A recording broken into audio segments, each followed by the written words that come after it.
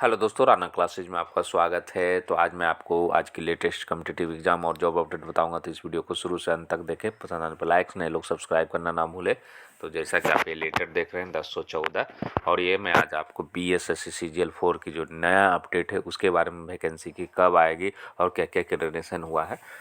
तो इस लेटर को पहले देखते हैं। ये 18/1 मतलब ये कल का लेटर है। क्या लेटर है? सामान्य प्रशासन विभाग बिहार पटना के अधिसूचना संख्या 19,300 दिनांक 13/10/2023 एवं परिपत्र संख्या 21/485 दिनांक 22/11/2023 के संदर्भ में स्पष्टीकरण निर्गत करने के संबंध में है।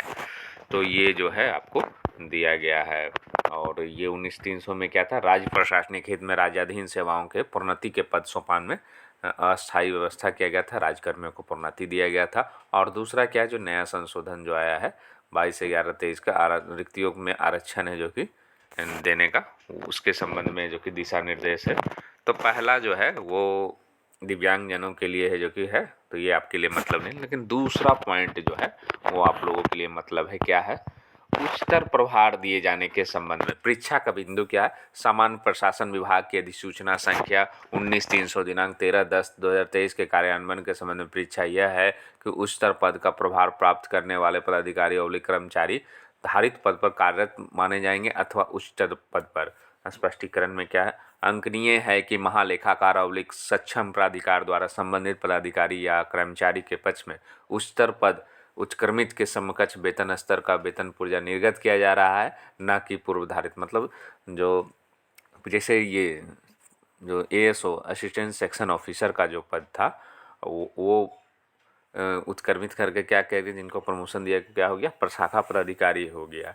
यह भी यदि कोई कर्मी उच्चतर पद पर उत्क्रमित हो गया है, मतलब सबका प्रमोशन हो, तो धारित पद क्या है वो खाली हो जाएगा। मतलब क्या हो गया? जिनका प्रमोशन है जो कि प्रशाखा पदाधिकारी में ASO से हो गया है, वो पद क्या हो जाएगा? खाली हो जाएगा।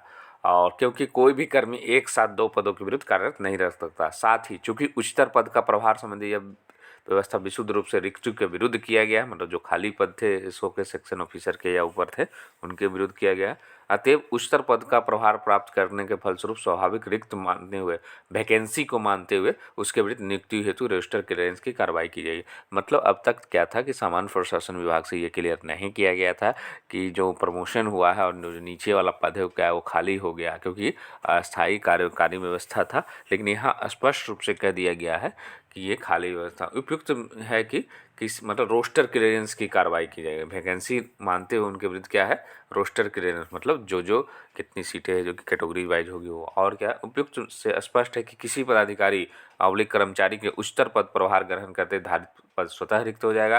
अर्थात वैसे पदाधिकारी या कर्मचारी का पद नाम उच्चतर पद के अनुसार धारित पद रिक्त माना जाएगा। मतलब इससे फायदा क्या होगा? CGL 4 का क्या संबंध है? जैसे ASO से सेक्शन ऑफिसर के रूप में लगभग है जो कि 600 लोगों की अब तक हो चुकी है, और कुछ लोगों की जैसी जानकारी मिल रही है अभी और होनी है 30 से 40, तो वो भी खाली होगी। लेकिन वैकेंसी की जो प्रक्रिया है, क्योंकि पुराना ही अगर मान कर किया जाएगा तो ये जो है आपको लगभग मान के चला जाए 600, और 300 पद है जो कि और 900 के आसपास सुनने में आ रही है कि आपकी है जो कि ASO की वैकेंसी है जो कि CGL 4 में आएगी। और भी जो अन्य पद उसी तरह से अगर कहा जाए, योजना सहायक वाले में भी प्रमोशन हुआ है। जो योजना सहायक हैं 18 बैच के CGL 3 के, उनका भी प्रमोशन, अवर योजना, वो भी पद बहुत सारे खाली हुए जिनका प्रमोशन हो गया है योजना। उसी तरह और जो अन्य पद हैं आपको ऑडिटर के हो गए, आपको रोग वेक्टर रोग नियंत्रण पदाधिकारी के हो गए, और उद्योग विस्तार पदाधिकारी या अन्य पद जो आने वाले हैं, तो वो पद भी जो प्रमोशन हुए उससे, क्योंकि अभी वैकेंसी में ज़्यादा दिन नहीं हुआ, 22 में ही CGL 3 निकली है, अभी भी 24 ही चल रहा है। तो फिर भी ये जो कि कम से कम है जो कि अगर इस हिसाब से जोड़ा जाए तो 1500 के आसपास है जो कि ये वैकेंसी है जो कि आ सकती है। तो और इसकी जो क्योंकि आपको पिछले वीडियो में भी बताया, रोस्टर क्लियरेंस के लिए बैठक भी है 22 और 23 को सभी विभागों से किया गया है। तो पूरी तैयारी है कि आपकी BSSC CGL 4 जो है, जो पहले संभावनाएं कम थी फरवरी में आने की, वो अब बढ़ गई है। और आप लोग है जो कि इसकी तैयारी है जो कि अभी से शुरू कर दें, और जून जुलाई अगस्त ये सब डेट है जो कि मानते हुए है जो कि प्री का एग्ज़ाम का तैयारी करना शुरू कर दें। क्योंकि अब जो संभावनाएँ हैं, ये सब घटनाएँ जो हो रही है रोस्टर क्लियरेंस से संबंधित, सीटों को जो प्रमोशन हुए हैं, जो नीचे पद खाली उसको माना रिक्त पद मानने के लिए स्पष्ट निर्देश दिया गया है।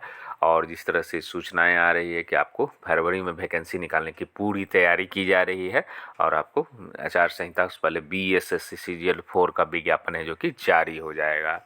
अब आते हैं दूसरी खबरों पर। कला संस्कृति पदाधिकारी का है जो कि BPSC ने परिणाम है जो कि जारी कर दिया। 35 रिक्तियों के विरुद्ध 37 अभ्यर्थियों को सफल घोषित किया। प्रथम और द्वितीय दोनों स्थान पर महिला अभ्यर्थी है जो कि क्रमशः जो कि कृत्यालोक व प्रतिभा मतलब महिला अभ्यर्थी हैं। और मुख्य अभ्यर्थी बधिर अभ्यर्थी की उपलब्धता के कारण है जो कि अनारक्षित कोटि का एक पद रिक्त है। और ये यहाँ पर है जो कि ये फाइनली जो कि जारी कर दिया गया है। कट ऑफ भी दिया गया है। सामान्य का 196, लिखित परीक्षा में था, अंतिम वरीयता परीक्षा में जो कि 276 है। उसी तरह कट ऑफ भी दिया गया है। कोचिंग संस्थान में अगर आप एडमिशन लेना चाहते हैं तो कम से कम जो है आपको 16 वर्ष की आयु होना चाहिए और अच्छी रैंक या अच्छे अंकों की गारंटी दे सकते हैं, नहीं गुमराह कर सकते हैं। तो ये है, कम से कम एक एज निर्धारित किया गया है कि उसके बाद क्या है 69वीं मेंस में जो कि कैलकुलेटर मान्य किया गया है। संयुक्त मुख्य लिखित प्रतियोगिता 21 नवंबर को होने वाली वित्तीय प्रशासनिक पदाधिकारी ये सब में है जो कि इस्तेमाल है जो कि मान्य होगा। इंटर स्तरीय परीक्षा में सुधार 18 तक कल के लिंक दिया गया। बहुत सारे लोगों ने है जो कि ये क्वेश्चन पूछा कि क्या फ़ोटो का दिया गया, नहीं तो उसमें स्पष्ट दिया गया है कि आपका नाम हो, फादर नेम हो, तो है जो कि वो स्पेलिंग एरर, ऐसा नहीं कि पूरा नाम ही चेंज कर दें, तो स्पेलिंग एरर है जो कि आपको मान के गया, मतलब एक लिमिटेड दिया गया है। ऐसा नहीं कि डेट ऑफ बर्थ आप चेंज कर ले। आप डेट ऑफ बर्थ में भी है जो कि ये ईस्वी आप चेंज नहीं कर सकते हैं। तो सारा जो है वो आपको दिया गया है, उसको आप एक बार देख लें। उसके बाद ही है जो कि आप एडिट कर, क्या सभी को ऑनलाइन आवेदन का जो डॉक्यूमेंट्स है वो भरना। हाँ, निश्चित रूप से शुरू में है जो कि अगर आपके सारे सही हैं तो उसको सेव एंड नेक्स्ट करते जाएं और लास्ट में जो है 4 नंबर उसमें डॉक्यूमेंट्स सभी को अपलोड करना है। CTET का एडमिट कार्ड जारी हो गया। तो CBSE केंद्रीय शिक्षक पात्रता परीक्षा का एडमिट कार्ड गुरुवार देर रात को जारी कर दिया गया है। वेबसाइट पर जाकर एडमिट कार्ड डाउनलोड कर सकते हैं। परीक्षा 21 जनवरी को 2 पालियों में, पहली पाली 9:30 बजे से दोपहर 12 बजे तक होगी। अब नवनियुक्त शिक्षक भी जांचेंगे परीक्षा की कॉपियां। तो पहले कंडीशन था कि माध्यमिक और उच्च माध्यमिक स्कूलों के नवनियुक्त शिक्षकों को भी परीक्षा के रूप में नियुक्त किया जाएगा। एक टर्म एंड कंडीशन था कि 1.5 साल है जो कि कम से कम बाध्यता को क्या कर दिया गया, शिथिल कर दिया गया। इससे क्या हो गया, बिहार विद्यालय परीक्षा समिति की तरफ से ली जाने वाली वार्षिक इंटर माध्यमिक परीक्षा 2024 की उत्तर पुस्तिकाएँ ये लोग है जो कि जाँच सकते हैं। जो नई बहाली हुई है उनको भी दिया गया है।